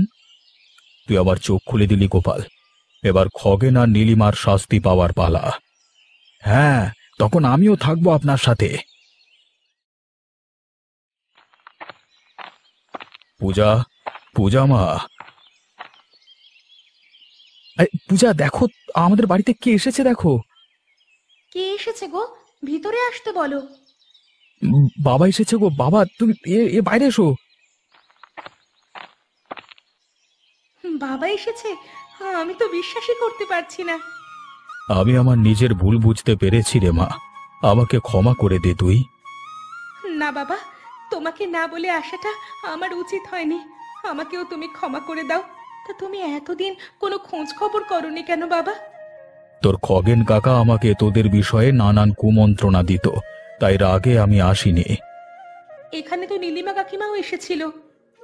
হ্যাঁ, ওকে তো খগেন কাকাই এসব কাজ করতে বলেছিল, তাই তোর কাছে এসেছিল। হ্যাঁ, আমাকে আর ওকে ক্ষমা করে দাও বাবা তুমি।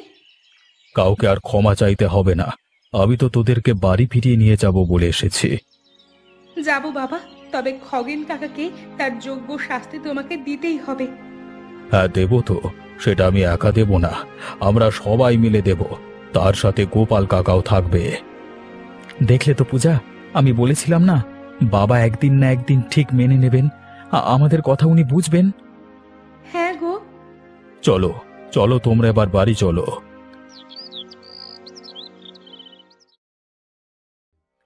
কই কই খগেনদা, আমাদের সব ফন্দি কি মাঠে মারা গেল নাকি? কেন, কি হয়েছে? চোখে নেবা হয়েছে নাকি? এই বৌদি খুব খুব খুব খারাপ হচ্ছে কিন্তু। আমাকে একদম চোখ রাঙাতে আসবে না, এই বলে দিচ্ছি। এখনই অবিনাশ বাবুকে গিয়ে আমি সব বলে দেব। যাও যাও, বলো গিয়ে। আমি কি তোমাকে ভয় পাই নাকি? হ্যাঁ, তুমিও তো আমার সাথেই ছিলে। হ্যাঁ, আমিও তোমাকে ছেড়ে দেবো নাকি? আমিও গিয়ে নালিশ করবো তোমার নামে, তখন দেখবে অবিনাশ বাবু কার কথা শোনে। হ্যাঁ, আমাকে ভয় পাও আর না পাও সেটা তোমাদের ব্যাপার, কিন্তু আমি কাউকে ছেড়ে দেব না। কে রে? তোর বাপ। বাবু আপনি? হ্যাঁ আমি। কেন, তুই কাকে ভেবেছিলিস, রতনকে? না না, মানে ভাববো কেন, মানে আমি তো আপনার জন্য মানে আরো অনেক খবর এনেছি, সেটাই বলছিলাম আর কি। মানে দেখো তো আমি কাদেরকে নিয়ে এসেছি। এদের কি করতে নিয়ে এসেছেন? একদম ভালো মানুষ নয় না? আপনাকে তো নীলিমা সবকিছুই বললো, তারপরেও আপনি এদেরকে নিয়ে এসেছেন, মানে আপনি এদেরকে মেনে নিয়েছেন মানে। কে আছিস? একটু চুন আর কালি নিয়ে আয় তো, আজকে ওদেরকে একটু ভালো করে সাজিয়ে দিই। কতদিন কাউকে সাজাইনি আমি, আজকে খুব মন চাইছে।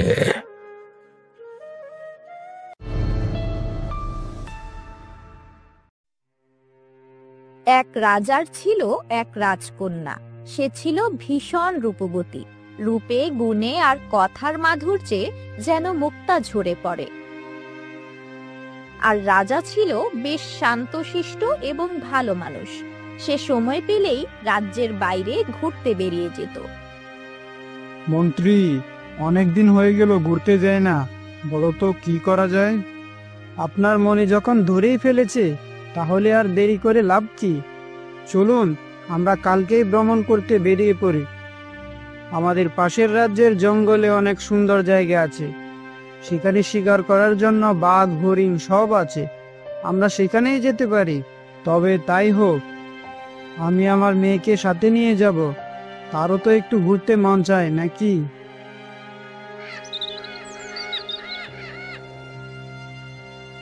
পরের দিন রাজা তার মেয়েকে সাথে নিয়ে ঘুরতে বেরিয়ে পড়ল। যেতে যেতে তারা এক জঙ্গলের গভীরে উপস্থিত হলো, আর সেখানে তারা কিছু অদ্ভুত জিনিস দেখতে পেল। মন্ত্রী, দেখো তো এই আশ্চর্য জিনিসটা কি? এমন জিনিস তো আমি আগে কখনো দেখিনি। হাত দেবেন না রাজামশাই, এখানে বিপদের কিছু থাকতে পারে, আমাদের সবসময় সতর্ক থাকা উচিত।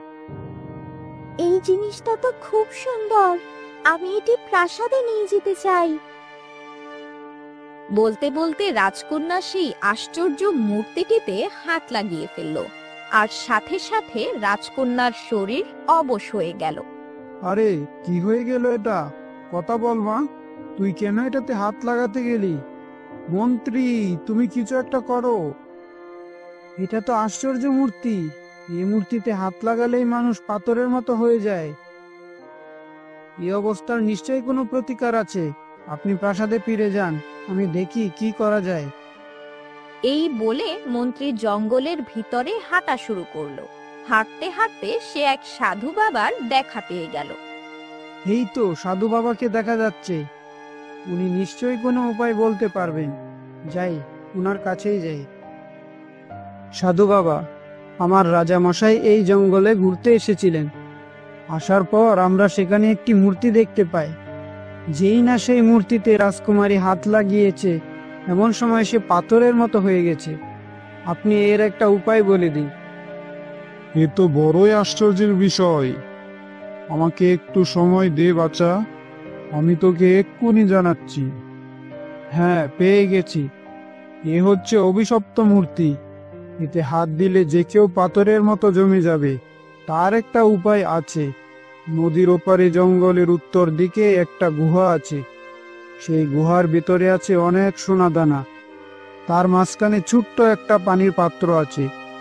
সেই পাত্রের পানি যদি রাজকন্যার শরীরে ছিটানো যায়, তবেই রাজকন্যা আবার সুস্থ হয়ে যাবে। তবে সেখানে এমন লোক যেতে হবে যার অন্তরে বিন্দু মাত্র কোনো লোভ নেই। যদি ওখানে কোনো লোভী মানুষ যায়, তাহলে আর বেঁচে ফিরতে পারবে না। মন্ত্রী, তুমি এমন কাউকে খুঁজে বের করো যে আমার মেয়ের জন্য সেই পানি এনে দিতে পারবে। আর তুমি তো আমার অনেক বিশ্বস্ত মানুষ, তুমি তো বড় সেই গুহায় যেতে। আমাকে ক্ষমা করবেন রাজামশাই, আমার অন্তরেও কখনো না কখনো কোনো লোভ জন্মায়। যদি আমি সেখানে যাই, তবে আমারও প্রাণ সংশয় হতে পারে। তার চেয়ে আমি কাউকে খুঁজে এনে দেই যে নির্লোভ থাকবে।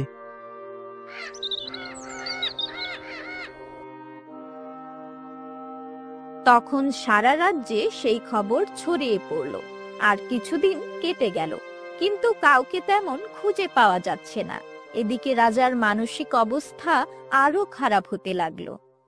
কিছুদিন পরে এক লোক আসলো রাজার কাছে। সে রাজকন্যার জন্য সেই গুহায় যেতে রাজি হলো। রাজা মশাই, আমি যাব সেই অচেনা রাজ্যে, আর আমি রাজকন্যাকে সুস্থ করে তুলব। তবে আমার দুটি শর্ত আছে। কি শর্ত তোমার? আমার প্রথম শর্ত হচ্ছে, রাজকুমারী সুস্থ হয়ে গেলে আপনি এই রাজ্যের সমস্ত গরিব মানুষের খাজনা কিছুদিনের জন্য মওকুফ করে দিবেন। আর দ্বিতীয় শর্ত হচ্ছে, আপনি রাজ্যের গরিব বাচ্চাদের জন্য পাঠশালার ব্যবস্থা করে দিবেন। আমি রাজি। আমি এই শর্তে রাজি আছি। যদি তুমি আমার রাজকন্যাকে সুস্থ করতে পারো, তবে আমিও তোমাকে পুরস্কৃত করব। এই বলে সেই ব্যক্তি অচেনা গন্তব্যের দিকে রওনা হয়ে গেল। নদী পেরিয়ে সেই জঙ্গলের খোঁজ করতে লাগলো। এই তো মনে হয় সেই জঙ্গল। গুহা মনে হয় সামনের দিকে কোথাও আছে। যাই, সামনের দিকটা একটু খুঁজে দেখি। এই তো সেই গুহা মনে হচ্ছে। ভিতরে গিয়ে দেখি কি আছে। এই বলে সেই লোকটি গুহার ভিতরে প্রবেশ করলো। আর গুহার ভিতরে গিয়ে সে পুরো অবাক হয়ে গেল। আরে বাবা, এখানে তো শত রাজত্বের গুপ্তধন রয়েছে। না, এদিকে নজর দিলে হবে না। যেটা করতে এসেছি সেটা খুঁজে বের করি। এই তো সেই পানির পাত্র। যাই, এই পাত্রটাই নিয়ে যাই।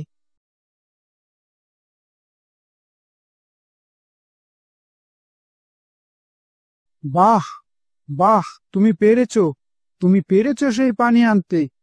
চলো, রাজকন্যার কাছে চলো।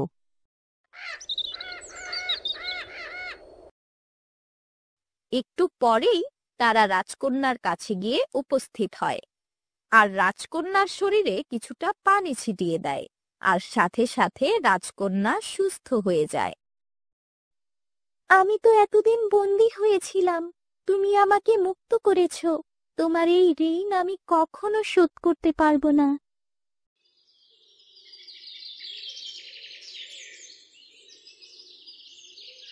তোমার কাছে আমি একটা অনুরোধ করব। তুমি কি আমার সেই অনুরোধ রাখবে? রাজার আদেশ অমান্য করার মতো সাহস আমার নেই।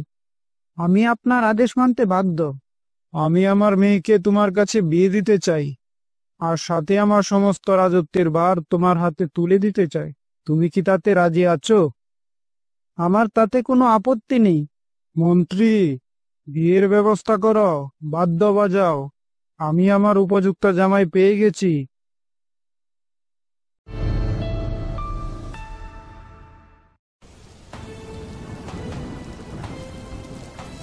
মার বেটাকে আজকে মেরে হাত পা ভেঙে দে। বাঁচাও আমাকে ছেড়ে দাও, আর বেরো না, আমি মরে যাবো লাগছে। আরে ঠিক আছে ঠিক আছে, অনেক হয়েছে, এবার ছেড়ে দে ওকে, না হলে সত্যি সত্যি মরে যাবে বেটা। আরে ঠিক আছে, অনেক হয়েছে, শিক্ষা হয়েছে ওর। আমার সাথে লাগবার মজা হারে হারে টের পেয়েছে। এবার চল কেটে বস। এই বস বলছে যখন ছেড়ে দে, চল চল কেটে পড়ি এখান থেকে, চল।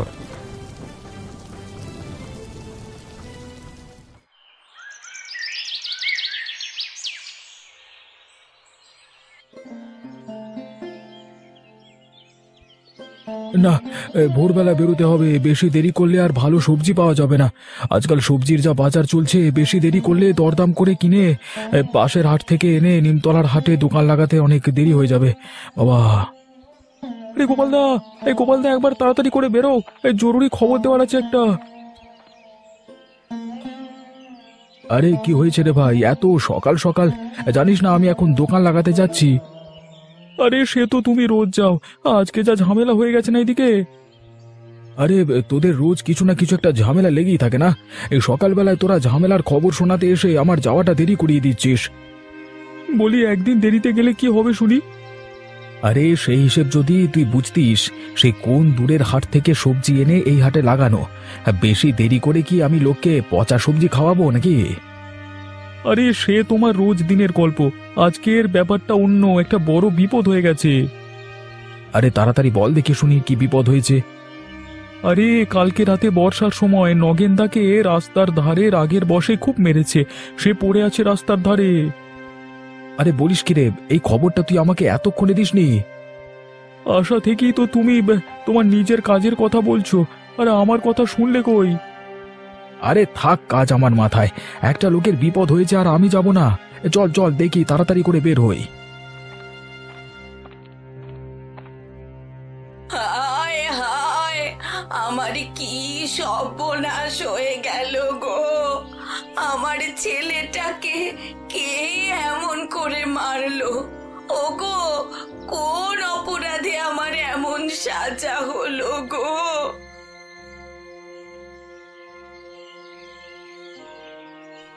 কি হয়েছে বুড়িমা? নগেন কোথায়? বুড়িমা নগেন এখন কেমন আছে? এই বিপদের দিনে তোমরা এসেছো বাবা, আমি একটু ভরসা পেয়েছি বুকে। বলো না তোমরা, আমার ছেলেটাকে কারা এভাবে মারলো? নগেন কোথায়? আমরা নগেনকে দেখে আসি আগে। ওই যে শুয়ে আছে ঘরের মধ্যে। কি মনে হচ্ছে গোপালদা, কে এমন কাজ করতে পারে? আরে তার থেকেও বড় কথা, প্রথমে আমাদের ভাবতে হবে কেন এমন কাজ করেছে, কি এমন করেছিল নগেন যে তার জন্য তাকে এমন শাস্তি পেতে হলো। কিন্তু যাই করুক, মানুষ তো, তার সাজা এমন হতে পারে না। সাজা তো এমন ভয়ানক হতে পারে না ঠিক আছে, কিন্তু নগেনের নিশ্চয়ই কোনো দোষ আছে। দোষ থাকলেও গোপালদা, এমন করে মারাটা তো ভয়ানক অপরাধ। আর যদি নগেনদার কিছু একটা হয়ে যেত আজকে, তাহলে কি হতো বলতো? আমাদেরকে খুঁজে বার করতে হবে সেই লোকটাকে যে নগেনকে এভাবে মেরেছে। আমার মনে হয় না গোপালদা যে এটা একটা লোকের কাজ, আমার মনে হয় অনেকে মিলে কাজটা করেছে। হ্যাঁ, কথাটা তুমি ঠিকই বলেছ, অর্থাৎ পরিকল্পনা করে দল বেঁধে কাজটা করেছে, তাই তো? কিন্তু কে করলো বলতো গ্রামের মধ্যে? সেটা তো নগেন সুস্থ হই বলতে পারবে। আমাদের কিন্তু সেই বিষয়টা নিয়ে ভাবনা চিন্তা করা উচিত। আমরাও চেষ্টা করব খুঁজে বের করবার। আসামিকে যদি একবার পাই তাহলে, মানে একটা লোককে এভাবে মেরে গেল গ্রামের মধ্যে, তাদেরকে তো আর সহজে ছেড়ে দেওয়া যায় না।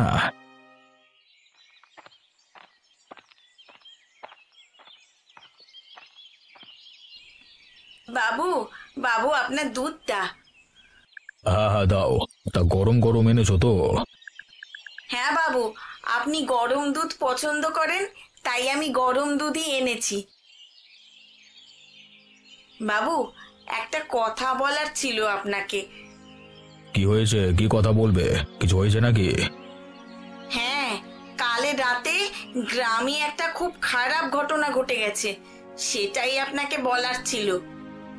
গ্রামে ঘটনা ঘটে গেছে আর সেই খোঁজ আমি জানি না? এমনটা তো হতে পারে না। তো কি ঘটেছে আমাকে বলো শুনি। গ্রামের নগেনদাকে রাতের বেলা অনেকগুলো লোক বোধহয় পিটিয়ে রেখে গেছে, তার অবস্থা খুব একটা ভালো না শুনে এলাম। কি বলছোটা কি? আমাদের নগেনকে? হ্যাঁ বাবু, আমাদের নগেনদাকে।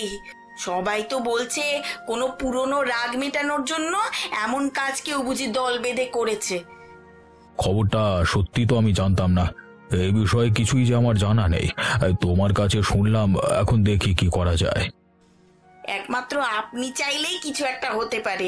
একমাত্র আপনি এর বিহিত করতে পারেন বাবু। কি আর করব বলো, আমাদের কি আর করবার আছে? আপনি কি সত্যি জানেন না, নাকি জেনেও না জানার ভান করছেন? গ্রামে একটা ইঁদুর মরলেও খবর আপনার কাছে চলে আসে, আর এত বড় খবরটা আপনি জানতে পারলেন না? ব্যাপারটা কেমন যেন আরো সন্দেহজনক মনে হচ্ছে। ঠিক আছে, তুমি এখন যাও, আমি দেখছি ব্যাপারটা নিয়ে কি করা যায়। হ্যাঁ, দেখবেন কিন্তু বাবু। তুমি ভেবো না, আমার মনে হয় চোরের জাত ঠিকই আছে যারা মেরেছে।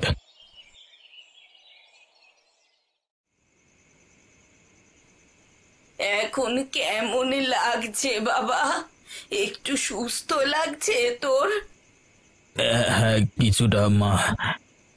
একটা কথা বলি বাবা, সত্যি করে বলবি তো? হ্যাঁ বলো মা, আমি বলবার চেষ্টা করব। কারা তোর সাথে এমন কাজ করলো রে? গ্রামে তো এমন ঘটনা কখনো হয় না। কারা তোর সাথে এমন শত্রুতা করতে পারে? সেই লোকের নাম জানলে তুমি অবাক হয়ে যাবে মা। সে যাই হই, তুই আমার থেকে লুকোস না। আমাকে লোকটার নাম বল। আমার সাথে শত্রুতা করেছে, আমাকে লোক দিয়ে মার খাইয়ে সামনে দাঁড়িয়ে মজা নিয়েছে যে লোকটা, সেই লোকটার নাম অবিনাশ বাবু। কি বলছিস কি? তোর মাথাটা তা ঠিক আছে তো? সে তো গ্রামের সম্মানীয় মোড়ল রে। বললাম যে তুমি বিশ্বাস করতে পারবে না, আর কেউ এ কথা বিশ্বাস করবে না আমি জানি, তবু যেটা সত্যি সেটা তোমাকে বললাম, তুমি জানতে চেয়েছিলে বলে। কিন্তু সে এমন কাজ কেন করলো? সেও এক গোপন কথা মা। এতটা যখন বললি এটাও বলে ফেল, আর লুকোস না বাবা আমার কাছে কিছু। আমি তার কিছু গুপ্ত বিষয় জেনে গেছিলাম, তার কিছু গুপ্ত ব্যাপার জেনে যাওয়ার জন্যই সে আমার সাথে এমনটা করেছে। তা কি গুপ্ত ব্যাপার? সেসব আমি তোমাকে পরে বলবো, শুধু এতটুকু জানো যে ওই লোকটার হাড়ির খবর জেনে যাওয়ার জন্যই আমাকে ও শাস্তি দিয়েছে, যাতে যাতে আমি ভয় পেয়ে মুখ বন্ধ করে থাকি। তুই তাড়াতাড়ি সুস্থ হয়ে ওঠ বাবা, আর এবার থেকে একটু সামলে থাকবি। জানিস তো, আমরা ওই মানুষটার সামনে সামান্য লোক। ওর সাথে কি ঝামেলা করে আমাদের দিন চলবে, নাকি আমরা প্রাণ নিয়ে বেঁচে থাকতে পারবো? সাবধানে তো থাকতেই হবে মা। দেখো নগেন, ব্যাপারটা খুবই গোপনীয়, তোমাকে বিশ্বাস করি তাই তোমাকে বলতে চাই। তাছাড়া এই বিষয়ে আমি খুব কম লোককেই বলেছি। আসলে কি বলতো, সবাইকে তো আর বিশ্বাস করা যায় না। আমি জানি বাবু, আপনি আমাকে বিশ্বাস করেন। আপনি নিশ্চিন্তে বলুন, এ কথা আমি ছাড়া আর কেউ জানবে না। আমি নিমতলির হাটে একটা মদের ভাটি খুলতে চাই, আর হ্যাঁ, শুধু ভাটি নয়, সেখানে একটা বেআইনি মদের কারখানাও করতে চাই আমি, আর তার জন্য তোমার সাহায্য লাগবে। কিন্তু বাবু, এই বেআইনি মদ খেয়ে গ্রামের লোকের ক্ষতি হবে, এই কাজ খারাপ কাজ। কিসের কার ভালো হয়, কিসের কার খারাপ হয়, তা আমি তোমার কাছে শিখতে যাব নাকি? যেটা বলছি সেটা করো। বাবু, আমি আপনাকে ভরসা করি, বিশ্বাস করি। সেই ভরসা বিশ্বাস থেকে ভেবেছিলাম আপনি আমাকে ভালো কিছু কাজের জন্য বলবেন, কিন্তু আপনি এমন একটা কাজ করবার কথা বলছেন, সেটাতে আমার মন সায় দিচ্ছে না। কাজটা আমার করবার ইচ্ছে করছে না। আমায় কিছু মনে করবেন না, কিন্তু আমি কাজে সহমত নই। দেখো নগেন, বেশি বেচাল করো না। আমি এর মধ্যেই এই বিষয়ে অনেকটা এগিয়ে গিয়েছি, আর তাছাড়া তোমার ভালো মন্দ মতামত আমি নিতে চাই না। মনে করো এটা আমার আদেশ, আর তোমাকে সেটা পালন করতে হবে। তবু আমি সেই কাজ করতে বাধ্য নেই বাবু। আপনি হয়তো রাগ করবেন আমার উপর, কিন্তু বিশ্বাস করুন, আমি এমন কোনো কাজ করতে পারবো না যেটা বেআইনি এবং সেটা সমাজের লোকের জন্য খারাপ। দেখো, যারা আমার সাথ দেয় তাদেরকেই শুধু আমি আমার সাথে রাখি, বাকিদের আমি দুনিয়া থেকে সরিয়ে দিই। তাহলে তোমার সাথে সেটাই হবে। এগিয়ে আছিস, ওর মেরে হাত পাটা ভেঙে দে তো।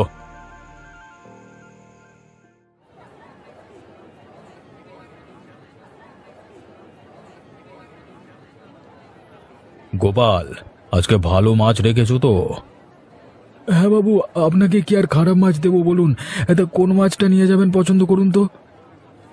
ওই যে সব থেকে বড় মাছটা দাও আমাকে। মাছ তো দিচ্ছি বাবু, কিন্তু একটা কথা ছিল আপনার সাথে। কি কথা বলো তো? কারা যেন নগেনকে সেদিন রাতে খুব মার মেরে গেছে, তাকে দেখে এলাম। অবস্থা খুব একটা ভালো নয়। যারাই মেরেছে ভালো করেনি বাবু, আপনি এর একটা বিহিত করুন। আরে ছাড়ো ছাড়ো, আমার মাছটা কত ওজন হয়েছে দেখো তো। মাছ তো ঠিকই আছে, কিন্তু গ্রামের মানুষের একটা এভাবে প্রাণ যেতে বসেছে, তাদের পাশে কি আমরা দাঁড়াবো না? মানুষের প্রাণ তো সবার আগে। আরে সেসব তো বুঝলাম, কিন্তু তুমি কি এটা বুঝতে পারছো না যে আমার মাছটা নিয়ে যাবার তাড়া আছে? কোথায় কার কি হয়েছে সেটা নিয়ে সকাল সকাল আমার মাথা খারাপ করছো? বাবু, নগেন তো একসময় আপনার খুব কাছের লোক ছিল, আর সে আমাদের গ্রামের লোক। তাই আমি আপনাকে বলছি কথাগুলো বারবার আর কি। মানে আপনি ছাড়া এর বেশি তার কে করতে পারে বলুন? আপনি দয়া করুন। দেখো, বেশি জ্ঞান দিতে শোনা আমাকে। তোমার জ্ঞানে ঘন্টা আমার কিছু যায় আসে না। আরে সকাল সকাল তুমি আমার মাথা কেউ না। কোথায় কে মরলো, কোথায় কে বাঁচলো, এসব নিয়ে আমার দিন চলে না। যে মরবার হয় সে মরবে, যে বাঁচবার হয় সে বাঁচবে, তাতে আমার কি যায় আসে? তুমি নিজের কাজ করো আগে, না হলে তোমার একদিন কে আমার একদিন। ঠিক আছে বাবু, ঠিক আছে, রাগ করছেন কেন? আমি করছি। মাছ বিক্রি করে খাওয়া লোকের দরদ যেন একেবারে উতলে পড়ছে। এরকম চাষা ছোট লোকের জাত মশা মাছির মতো দিনে দু চারটে মরলে আমার কিচ্ছু যায় আসে না, যত সব ন্যাকামো। বুড়িমা, নগেনদা কেমন আছে? আগের থেকে তো একটু ভালো আছে। কিছু জানতে পারলে কিভাবে কি হয়েছিল? হ্যাঁ, জানতে পেরেছি। মানে ওই ও যতটুকু বলেছে আর কি। কি বললো বলো তো, আমাকে একটু খুলে বলো। বলল যে সমস্ত কাজটা ওই অবিনাশ বাবুর। কি বলছোটা কি? বুড়িমা, তোমার কি মাথা খারাপ হয়ে গেছে? আমিও যখন প্রথম শুনেছিলাম আমারও এমনই মনে হয়েছিল যে নগেনের বুঝি মাথাটাই খারাপ হয়ে গিয়েছে। কিন্তু নগেন যেটা বলছে সেটা ও সত্যি বলছে।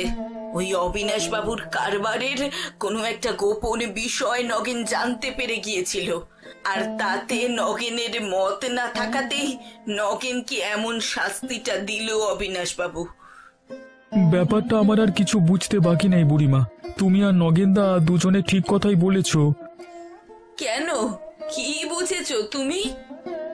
আমার বউ নীলিমা যখন অবিনাশ বাবুকে কথাগুলো বলতে যায়, তখন বাচালের মতো ব্যবহার করে ওর সাথে। এমন ভান করে যেন কিছুই জানেই না। এখন বুঝতে পারছি ওর সমস্তটাই নাটক ছিল। হ্যাঁ, ও যদি করে থাকে তাহলে কি আর স্বীকার করবে? তবে ভগবানের সামনে ওকে তো স্বীকার করতেই হবে। উপরওয়ালার বিচার এড়িয়েও যাবে কোথায়? সে যত বড়ই গ্রামের মাথা হোক, একটা ব্যবস্থা করতে হবেই আমাদের। শাস্তি ওকে পেতেই হবে। হ্যাঁ, সে যাই হোক, এত বড় একটা অপরাধের শাস্তি ওকে না দিয়ে ছাড়া যায় না। আর যদি আমরা ওকে ছেড়ে দিই, কালকে আরো বড় ঘটনা ঘটাবে। আমরা এই অবিচার কিছুতেই সহ্য করব না। ওকে শাস্তি না দিতে পারলে আর উচিত শিক্ষা না দিতে পারলে আমারও শান্তি নেই। জানো তো, আমি অবিনাশ বাবুকে আজকে বলতে গেলাম নগেনদার বিষয়টা, কিছু পাত্তাই দিল না। এমন ভাবে এড়িয়ে গেল যেন ব্যাপারটার কোনো গুরুত্বই নেই। বাজারে এসেছিলেন নাকি অবিনাশ বাবু? হ্যাঁ, সেখানেই আমি বলতে গেছিলাম ব্যাপারটা, উল্টে আমাকে ধমক দিয়ে চুপ করিয়ে দিল। ব্যাপারটা কি একটু সন্দেহজনক নয়? হ্যাঁ, এমন কিছু একটা ব্যাপার আছে যেটা আমাদের চোখে পড়ছে না। জিনিসটা আমার খুব খারাপ লাগছে। খারাপ তো বটেই। এক সময় ওই লোকটা অবিনাশ বাবুর কত প্রিয় ছিল। হ্যাঁ, কি করেনি নগেন ওর জন্য। আর সেই অবিনাশ বাবুই কিনা এত কাছের লোকটার এরকম বিপদের দিনে একবার সামনে গিয়ে দাঁড়ালো না। মানুষ এইরকমই স্বার্থপর হয় বোধহয়। শুধু স্বার্থপরতা না, ভেতরে আর কিছু আছে সেটাই আমাকে ভাবাচ্ছে লতা। জিনিসটা আমারও অবিনাশ বাবুর ব্যবহারে যে মনে হয়নি তেমনটা নয়, তবে আমি মুখের ওপর কিছু বলতে পারিনি। মানুষটা যে সোজা মানুষ নয়। তোমার ঠিক কি সন্দেহ হচ্ছে বলো তো? আমার মনে হচ্ছে এই সব কিছুর পিছনে ওই লোকটাই যুক্ত আছে। অবিনাশ বাবুর একটা হাত আছে নগেনদার এই বিপদের পিছনে। তার মানে তুমি বলতে চাইছো অবিনাশ বাবু সমস্তটা পরিকল্পনা করে করেছে? অসম্ভব তো কিছুই নয়। ধরো কোনো একটা বিষয় নিয়ে ঝামেলা হলো, আর তারপরেই। তোমার কথাটাকে একদম উড়িয়ে দেওয়া যাচ্ছে না লতা, তবে অপরাধ যেই করুক একদিন তাকে শাস্তি পেতেই হবে। হ্যাঁ, এই নৃশংসতার শাস্তি ভগবান তাকে ঠিক দেবেন।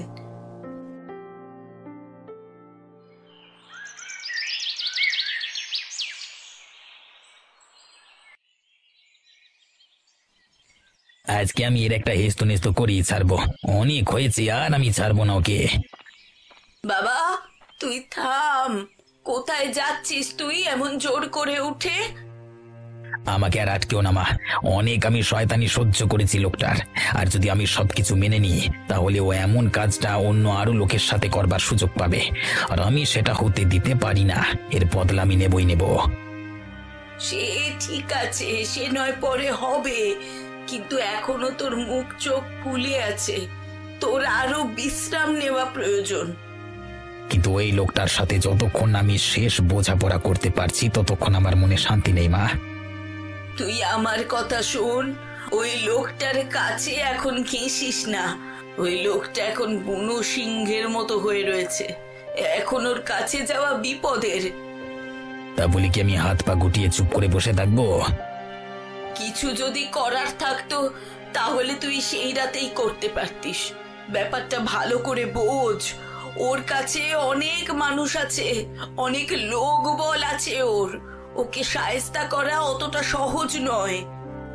তাহলে তুমি বলে দাও মা, আমি কি করব? আমাদের শান্ত মাথায় ভাবনা চিন্তা করে বুদ্ধি করে এগোতে হবে। এখন তুই মাথা ঠান্ডা করে শান্ত হয়ে বস, আর নিজের শরীরটাকে আরো একটু ঠিক করে নে। ঠিক আছে, তোমার কথা আমি আপাতত শুনছি, কিন্তু এই অপমানের বদলা আমি যতক্ষণ না নিতে পারছি আমি শান্ত হয়ে থাকতে পারবো না কিছুতেই। বাবু, বাড়ি থেকে বেরোয় আসুন, আপনার সাথে আমার কথা আছে। হ্যাঁ, আর তো বাড়ির ভেতরে বসে থাকলে হয় না, আমাদের কথার উত্তর দিন। কি হয়েছে নাকি? নির্লজ্জের মতো সকাল সকাল আমার বাড়ির সামনে এসে হল্লা করছো কেন? হল্লা করব না, গ্রামের মধ্যে একটা এত বড় ঘটনা ঘটে গেল আর আপনি মুখ বুজে বসে আছেন। হল্লা করব না আমরা? কেন, কি এমন মহাভারত অশুদ্ধ হয়েছে যে আমাকে তোমাদের কাছে কথা শুনতে হবে? আপনার একটা এত বড় কাছের মানুষ আজকে এত বড় বিপদে, আপনি গ্রামের মোড়ল হয়ে, তার গুরুজন হয়ে একবার পাশে গিয়ে দাঁড়াননি। উল্টে আমরা যতবারই কথাগুলো বলবার চেষ্টা করেছি আপনি এড়িয়ে গেছেন। এর থেকে বড় মহাভারত আর কিসে অশুদ্ধ হয় অবিনাশবাবু? আমরা আস্তে আস্তে এটাই আলোচনা করছিলাম। আপনার এই নির্লজ্জতা তো আর মেনে নেওয়া যায় না। তার মানে এখন তোমাদের কাছে শিখতে হবে আমার কি করা উচিত আর কি না করা উচিত, তাই তো? মনুষ্যত্বের অভাব যদি কারোর মধ্যে থেকে থাকে তাহলে অবশ্যই তাকে শিখতে হবে বই কি। তোমরা কি জানো তোমরা বাড়ি বয়ে এসে আমাকে অপমান করছো? মান অপমান বোধ আপনার থাকলে একবার নগেনকে গিয়ে সাহায্য করতেন, এই বিপদের দিনে তার পাশে দাঁড়াতেন। আপনাকে আমরা ভালো মানুষ ভেবে সম্মান করতাম, সেই সম্মানের জায়গাটা আপনি খারাপ করেছেন। তোমাদের সাহস হলো কি করে আমার বাড়িতে এসে আমার মুখে মুখে কথা বলবার? আপনার ব্যবহারই আমাদের সাহস জুগিয়েছে। তোমরা জানো আমি তোমাদের সাথে কি করতে পারি? বলুন না, কি করতে পারেন? গ্রামের মোড়লকে অপমান করবার অপরাধে তোমাদের আমি গ্রাম থেকে তাড়িয়ে দিতে পারি। এমনিতে তো দুয়ানা জোটে না, গ্রাম থেকে তাড়িয়ে দিলে খাবে কি শুনি? শুনুন, আপনি আপনার এই ভয় দেখানো আপনার কাছে রাখুন। আপনাকে দেখে আমরা আর ভয় পেতে চাই না। আপনার যা করবার আছে করে নিন বাবু, এবার আমরাও আমাদের যা করবার আছে সেটাই করব। চলি তাহলে। যাওয়ার আগে একটা কথা শুনে নাও কান খুলে। আমার নাম অবিনাশ মোড়ল। আমার পেছনে লেগে আজ পর্যন্ত কেউ সুখে শান্তিতে থাকতে পারিনি। তোমাদের যদি না আমি গ্রাম ছাড়া করতে পেরেছি তো আমার নামও এখন দূর হও এখান থেকে।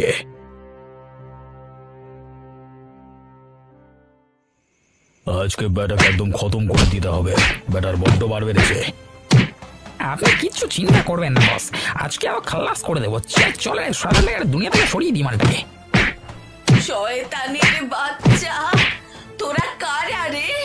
এক মাঘে তোদের শীত যায়নি না, তোরা আবার এসেছিস আমার ছেলেটার পিছনে লাগতে। এই বুড়ি সরে যাও, না হলে তোমার প্রাণটাও যাবে শেষ পর্যন্ত। এই কি আছিস, মার মালটাকে। বাঁচাও, মরে গেলাম বাবা। আরে ভালো করে মার বেটাকে। একবার মার খেয়ে বেটা শান্তি হয়নি, শিক্ষাও হয়নি, এখন একেবারে পুরো খতম করে দে। ছেড়ে দাও আমার ছেলেকে ছেড়ে দাও। ও তোমাদের কি এমন ক্ষতি করেছে?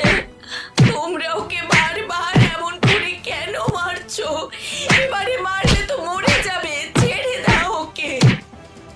দেখেছো তো বুড়ি আমার কত ক্ষমতা, আর তোমরা কিনা আমার পেছনে লাগতে এসেছিলে। বাবু আপনি কি চান বলুন, আমরা তাই করব। যদি বাঁচতে চাও চুপচাপ এই গ্রাম ছেড়ে চলে যাও, আর একটা কথাও শুনতে চাই না।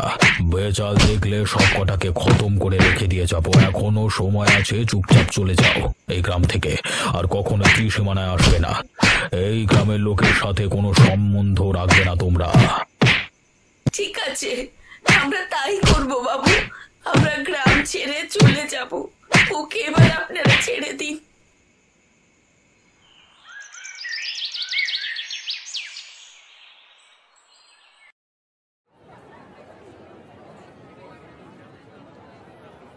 মার বেটা শয়তানকে, মেরে একেবারে হাড়গোড় গুঁড়ো করে দে। মোড়ল সেজে বসেছিল এতদিন, নচ্চার বেটা। হ্যাঁ অনেক হয়েছে, আর এই ব্যাটার জোর জুলুম আমরা মানবো না। যত সহ্য করি ব্যাটারা তত অত্যাচার করে। অনেক হয়েছে, এবার শাস্তির প্রয়োজন। আমাদের পেটের ভাত মেরে বলে কিনা বাজারের জায়গায় মদের কারখানা খুলবে। আমাকে ছেড়ে দাও তোমরা, আবার ভুলে গেছে আমি কখনো এমন কাজ করব না। আমি তোমাদের পেটে লাথি মেরে আর কখনো মদের কারবার করবার চেষ্টা করব না। আবার ভুল হয়ে গেছে, ভুল বুঝতে পেরেছি, ক্ষমা করে দাও। তাহলে নগেনের উপর অত্যাচারটা? উচিত কথা বলবার জন্য নগেনকে যে আপনি মেরে আত্মহত্যা করে দিয়েছিলেন, তার শাস্তিটা? আবার যা সহায় সম্বল আছে এবার থেকে সব তোদের। আবার শুধু প্রাণটা ছেড়ে দাও। আমি নগেনকে তার বদলে মোটা টাকা দেবো। আমি নিজে গিয়ে ওর হাত পা ধরে ক্ষমা চেয়ে নেবো। আবার প্রাণটা তোমরা ছেড়ে দাও। এবার ব্যাটার উচিত শিক্ষা হচ্ছে। এই না হলে কর্মফল। এটা ভাবো তো যে গ্রামের মোড়ল বলে যা খুশি তাই করবে। এভাবেই অত্যাচারীর সাজা হবে কালে কালে। গোপালদা, রতনদা, তোমাদের জন্য আমরা সাহস ফিরে পেয়েছি। তোমাদেরকে অসংখ্য ধন্যবাদ দাদা।